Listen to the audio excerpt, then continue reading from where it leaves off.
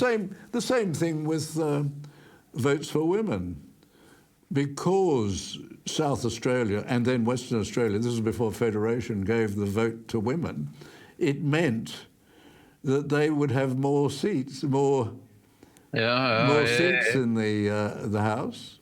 And eventually the others realised, well, they couldn't have that, so they gave the votes to women across Australia, not as this wonderful liberal act by them, but as a practical act to keep up with two states which had been advanced and liberal in this regard. A lot of things are suggested about the Constitution. The other was, and you mentioned it, you mentioned that the powers not given to the Commonwealth were reserved to the states. Oh, yes. Mm-hmm.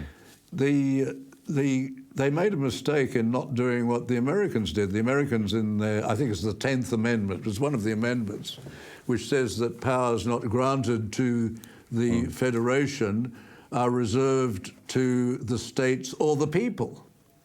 And they didn't put that in our Constitution, and the High Court, which has a long tradition of being centralist, and that's because they tend to appoint lawyers from Sydney and Melbourne, not lawyers from the other states.